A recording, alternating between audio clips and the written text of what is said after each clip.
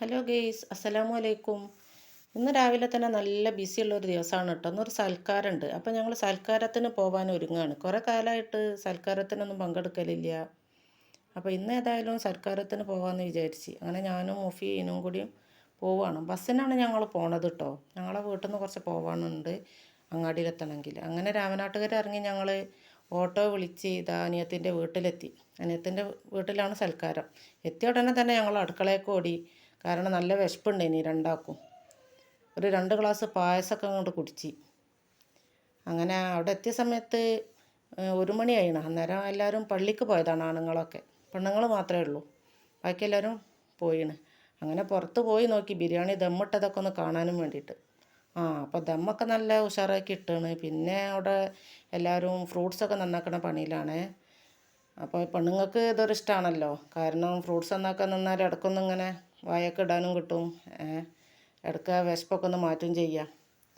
അങ്ങനെ ഏതായാലും അതൊക്കെ കണ്ട് ഞങ്ങൾ കുറേ വർത്തമാനങ്ങളൊക്കെ പറഞ്ഞ്. ഞാൻ കുറച്ച് ലേറ്റായി എത്തിയപ്പോൾ അതിനോട് തന്നെ കുറേ ചീത്ത പറഞ്ഞ്. ഏതായാലും നമ്മൾ കേൾക്കല്ലാതെ മാർഗ്ഗമില്ലല്ലോ.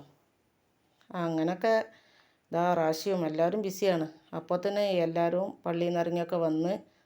പിന്നെ ഇതാ ആളിയന് വന്ന്. ഇതുവരെ ആളിയനാണ് കേട്ടോ അപ്പോൾ വന്നത്. നമ്മളെ കുട്ടികളൊക്കെ ഓരോരുത്തരായിട്ട് വരാൻ തുടങ്ങി. അപ്പോൾ ഞങ്ങൾ ഇങ്ങനെ നോക്കുകയാണ്. ഇപ്പം വരുന്നുണ്ടെന്ന് പറഞ്ഞപ്പോൾ എല്ലാവരും പിന്നെ അങ്ങനെ ഇപ്പനെ നോക്കി നിൽക്കുകയാണ്. ഇപ്പം വന്നാൽ പിന്നെ നമുക്ക് നല്ല രസമാണ്. വർത്താനമൊക്കെ പറഞ്ഞ് എല്ലാ കാര്യത്തിനും ഇപ്പം ഉണ്ടാവും കൂടെ. ഇപ്പം വന്നപ്പോൾ എന്നെ അങ്ങനെ നോക്കുകയാണ്. എല്ലാവരും വന്നണല്ലോ എന്നുള്ളതിലേ.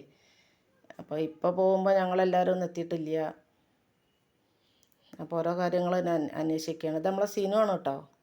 ഇതാണ് ഭാനു. ഇവളെ വീട്ടിലാണ് സൽക്കാരമുള്ളത്. അപ്പോൾ ഇപ്പോൾ വന്നപ്പോൾ ഓള് വേഗം മുറ്റത്തേക്ക് ഇറങ്ങുകയാണ്.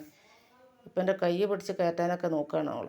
അപ്പോൾ ഇപ്പം പറഞ്ഞ് എൻ്റെ കൈയൊന്നും പിടിക്കണ്ട, ഞാൻ ഒറ്റയ്ക്ക് കയറാമെന്ന് പറഞ്ഞ് ഇപ്പം നല്ല സന്തോഷത്തിൽ കയറി. അപ്പം കുറച്ച് നേരം ഞങ്ങളങ്ങനെ അപ്പൻ്റെ കൂടെ ഇരുന്ന്. അതെപ്പോഴും നമുക്കൊരു രസമാണ്.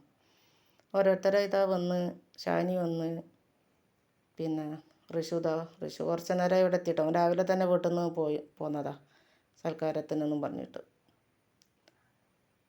കുറേ കുട്ടികളൊക്കെ എടുക്കാനുണ്ട്, കളിപ്പിക്കാനുണ്ട്, അതൊക്കെ പറഞ്ഞു. അഥവാ പറഞ്ഞ മാതിരി തന്നെ അവന് ഇതാ കുട്ടിയൊക്കെ മിഠായിയൊക്കെ വാങ്ങി കൊടുത്ത്. അങ്ങനെ ഏതായാലും ഇനി ചോറ് തിന്നാനുള്ള ഒരുക്കത്തേക്ക് കിടക്കുകയാണ്. കുറേ നേരമായല്ലോ. എല്ലാവർക്കും നല്ല വിശപ്പുണ്ട്. റാഷിദ പിന്നെയും പായസമായിട്ട് പോണ്. അങ്ങനെ ഇറച്ചിയൊക്കെ ഒന്ന് നോക്കുകയാണ്. റെഡി ആയിണോ, എങ്ങനെയുണ്ട്. ബീഫ് വരട്ടിയതാണ് കേട്ടോ.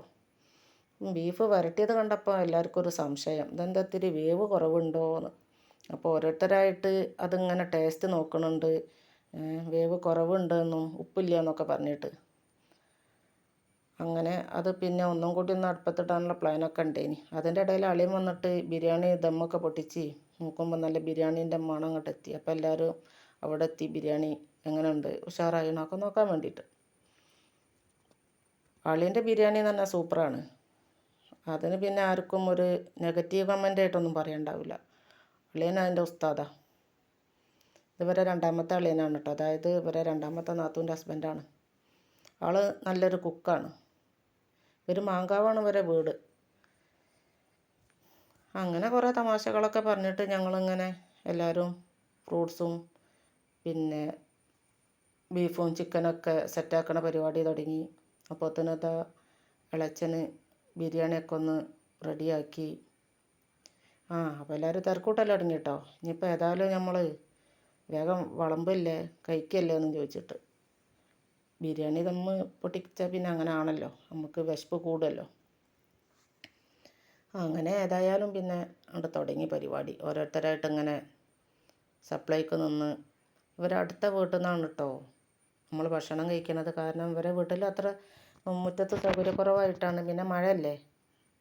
അപ്പം സൗകര്യത്തിന് വേണ്ടിയിട്ട് അടുത്ത വീട്ടിൽ അവിടെ മുറ്റത്താണ് നമ്മൾ ഫുഡെല്ലാം സെറ്റ് ചെയ്തത്. ബീഫ് വരട്ടിയത് കാണുമ്പം തന്നെ എല്ലാവർക്കും കൊതിയായി.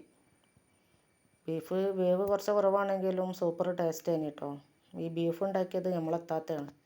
ഇത്താത്ത ഉണ്ടാക്കിയ ബീഫ് എന്ന് പറഞ്ഞാൽ നമുക്ക് നാവിൽ വെള്ളമൂറും. അങ്ങനെയാണ്.